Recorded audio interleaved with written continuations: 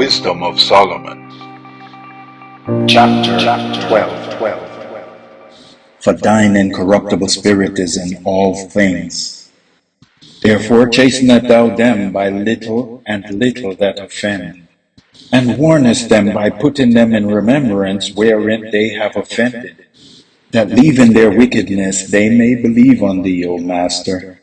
For it was by thy will to destroy by the hands of our fathers both those old inhabitants of thy holy land, whom thou hatest for doing most odious work of witchcraft and wicked sacrifices, and also those merciless murderers of children, and devourers of man's flesh, and feasts of blood, with their priests out of the midst of their idolatrous crew, and the parents that kill with their own hands souls destitute of help, that the land, which thou esteemest above all others, might receive a worthy colony of the Most High's children. Nevertheless, even those thou sparest as men, and did send wasps, forerunners of thine hosts, to destroy them by little and little. Not that thou was unable to bring the ungodly under the hand of the righteous in battle, or to destroy them at once with cruel beasts, or with one rough word, but executing thy judgment upon them by little and little, thou gavest them place of repentance, not being ignorant that they were a naughty generation, and that their malice was bred in them, and that their cognation would never be changed. For it was a cursed seed from the beginning. Neither did thou, for fear of any man, give them pardon of those things wherein they sinned. For who shall say, What hast thou done? Or who shall withstand thy judgment? Or who shall accuse thee for the nations that perished, whom thou made, or shall come to stand against thee, to be revenged for the unrighteous men? For neither is there any power but thou that carest for all, to whom thou mightest shew that thy judgment is not unright.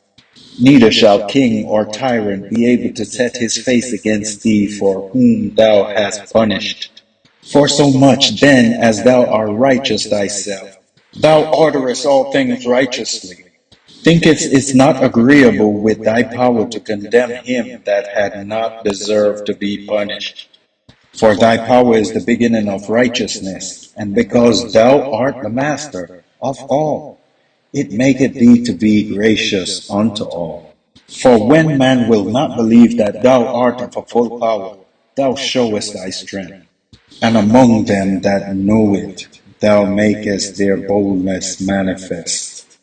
But thou, master in thy power, judgest with equity, and orderest us with great favor. For thou mayest use power when thou wilt. But by such work thou hast taught thy people that the just man should be merciful, and hast made thy children to be of a good hope that thou givest repentance for sins. For if thou punishest the enemies of thy children, and the condemned to death, with such deliberation, giving them time and place, whereby they might be delivered from their malice, with how great circumspection did thou judge thine own son, unto whose fathers thou hast sworn, and made covenants of good promises. Therefore, whereas thou did chasten us, thou scourgest our enemy 1,000 times more, to the intent that when we judge, we should carefully think of thine goodness, and when we ourselves are judged, we should look for mercy.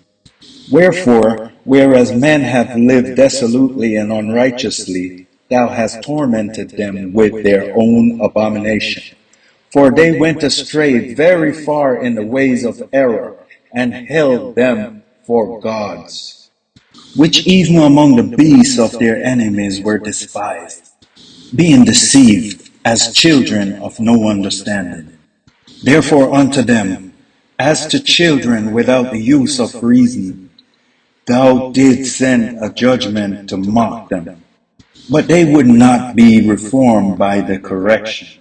wherein he dallied with them, shall feel a judgment worthy of the Most High. For look, for what things were they grudged when they were punished, that is, for them who they had brought to be gods, now being punished in them. When they saw it, they acknowledged him to be the true power, whom before they denied to know, and therefore came extreme damnation upon them. Wisdom of Solomon,